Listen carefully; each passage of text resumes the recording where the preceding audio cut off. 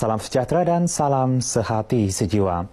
Semua masyarakat khususnya di daerah Putatan tidak terkecuali mempunyai tanggungjawab untuk mencegah pembiakan nyamuk yang menyebabkan virus Zika. Timbalan Ketua Menteri Datuk Seri Panglima Haji Yahya Husin berkata, tanggungjawab tersebut tidak boleh diletak di bahu kerajaan semata-mata kerana amalan penjagaan kesihatan dan persekitaran rumah perlu menjadi tanggungjawab seluruh masyarakat. Saya mahu setiap kampung di daerah Putatan ini mengadakan majlis-majlis gotong royong lah atau majlis pembersihan kawasan kampung masing-masing. Jadi ini terletak kepada pegawai daerah bekerjasama dengan pegawai perubatan daerah dan juga dibantu oleh ketua-ketua kampung dan juga pengurusi-pengurusi JKK lah. Beliau juga mengingatkan masyarakat untuk mengambil inisiatif sendiri dalam membersihkan halaman rumah masing-masing bagi membantu kerajaan menghapuskan wabak berkenaan. Datuk Yahya ditemui pemberita selepas program pengagihan bendera jalur gemilang anjuran syarikat kumpulan BTC Berhad di Putatan. 5,000 bendera jalur gemilang diagihkan dalam majlis ini.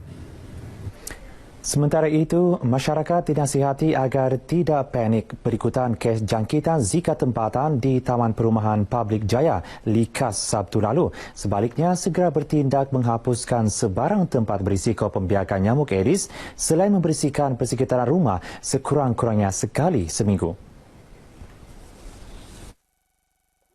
Saya minta semua kita punya masyarakat di kota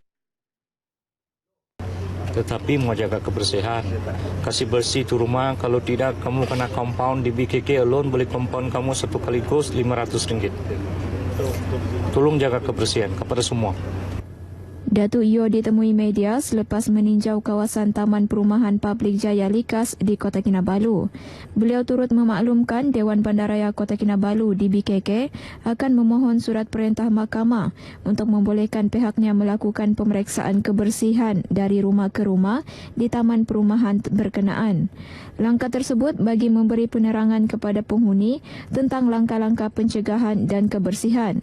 Beliau bagaimanapun berkata, ketika ini pemeriksaan sedemikian tidak dapat dilaksanakan berikutan halangan daripada pihak pengurusan perumahan tersebut.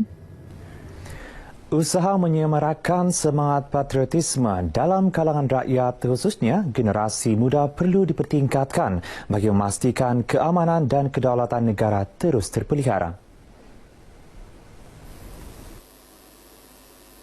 Menurut Menteri Belia dan Sukan Sabah Datuk Haji Taufik Abu Bakar Titingan, usaha tersebut perlu dilaksana secara berterusan dan menyeluruh. Di hubungan itu kita mesti pastikan apa yang telah kita capai sehingga hari ini keamanan, kesejahteraan, kemajuan, pembangunan akan berterusan dan ianya bergantung kepada peranan yang harus dimainkan oleh generasi muda. Generasi muda harus faham bahwa kejayaan pencapaian kita ni bukan datang dengan mudah, ya, tetapi adalah kerana usaha-usaha pengorbanan generasi silam. Datuk Taufik ditemui media selepas melakukan kunjungan hormat terhadap Yang di-Pertuan Negeri Tun Haji Johar Datuk Haji Mahiruddin di Istana Negeri Kota Kinabalu. Ia bertujuan memohon perkenan Tun Johar untuk menjadi tetamu kehormat sempena sambutan Hari Malaysia 16 September ini. Warga Radio Televisyen Malaysia RTM perlu sentiasa bersikap terbuka dan menerima secara positif setiap teguran orang ramai untuk terus memberikan yang terbaik kepada pelanggan.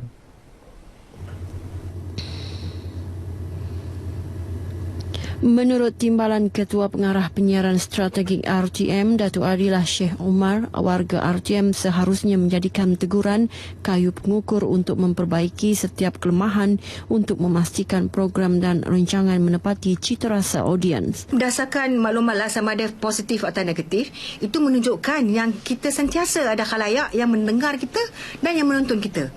Jadi itu satu petanda yang baik bagi saya. Jadi tidak betul kalau orang kata tak ada orang tonton kita, tak ada orang dengar kita. Jadi ini satu peluang untuk warga RTM melihat, menganalisis komen-komen tak kiralah positif atau negatif untuk kita sama-sama tambah baik siaran kita. Datuk Adilah ditemui pemberita selepas menyampaikan ucapan dalam Majlis Perhimpunan Khas bersama warga kerja RTM Sabah di Kompleks Bersepadu Kementerian Komunikasi dan Multimedia KKMM Kepayan, Kota Kinabalu. Beliau turut memuji prestasi konsisten RTM Sabah dalam menghasilkan beberapa program yang mendapat sambutan memberangsangkan. Dalam majlis ini, beliau menyampaikan hadiah kepada Evelinika Paulus, pemenang peraduan slogan jawab dan menang kajian demografi khalayak RTM 2016 secara dalam talian.